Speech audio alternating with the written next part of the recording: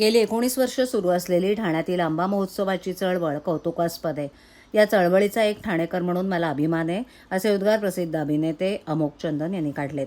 शुक्रवारी 1 मे या महाराष्ट्र दिनी ठाण्याच्या गावदेवी मैदानात चिमुकल्या पंचकन्यांच्या हस्ते पूजन करून आंबा महोत्सवाचं उद्घाटन करण्यात आलं.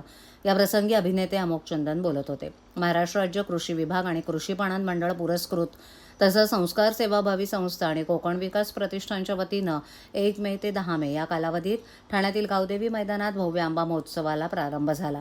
या महोत्सवाच्या उद्घाटन प्रसंगी आमदार संजय केळकर, कमल संजय केळकर, कोकण पदवीधरचे आमदार निरंजन डावखरे, उपमहापौर कृष्णा पाटील, माजी उपमहापौर सुभाष काळे, अशोक भोईर, भाजपा गटनेते मुकेश मोकाशी, नगरसेवक संजय वाघुले, उषा बाग, ठाणे जिल्हा हाऊसिंग फेडरेशनचे अध्यक्ष तथा नगरसेवक सीताराम राणे, भाजपा महिला आघाडी अध्यक्षा स्वप्नाली साळवी इत्यादी उपस्थित होते. यावेळेला अभिनेते अमोक चंदन यांनी गेली 19 वर्ष अव्याहतपणे सुरू असलेल्या या आंबा महोत्सवाच्या चळवळीचे कौतुक करून कोकणातील शेतकऱ्यांच्या पाठीशी उभं राहत ही चळवळ सुरू ठेवणारे आमदार संजय केळकर हे खऱ्या अर्थानं जनसेवक असल्याचं सांगितलं. कार्यक्रमाचं सूत्रसंचालन कैलास म्हात्रे यांनी तर सीताराम राणे यांनी अस्सल मालवणी भाषेत आंबा महोत्सवासाठी गाऱ्हाणे घातले. दरम्यान आमदार निरंजन डावखरे यांनी कोकण प्रदेशातील वृत्तपत्रांची रद्दी वापरून काही विक्रेते कोकणच्या नावाखाली आंबा विक्री करतात, तेव्हा ग्राहकांनी न फसता या आंबा महोत्सवाला अस्सल हापूस आंब्याची चव चाखावी असं आवाहन केलंय.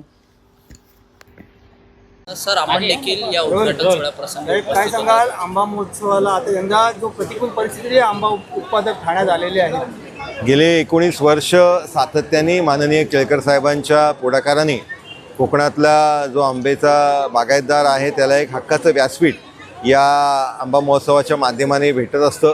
त्याचबरोबर ठाणेकरांनाही एक उत्कृष्ट दर्जाचे आंबे हे कोकणातले या इकडे खरेदी करायला भेटत असतात. आपल्याला कल्पना असेल की इतर राज्यातली आंबे आता या इकडे आपल्या राज्यामध्ये देवगड या नावाने कुठेतरी विकले जातात.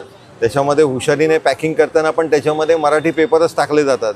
ते या बाबतीत आपण सगळ्यांनी सावधगिरी बाळगत असताना या आंबा महोत्सवामधनं आपल्याला खऱ्या अर्थाने कोकणातलेच आंबे, देवगडचेच आंबे हे या इकडे आवर्जून बघायला भेटतात.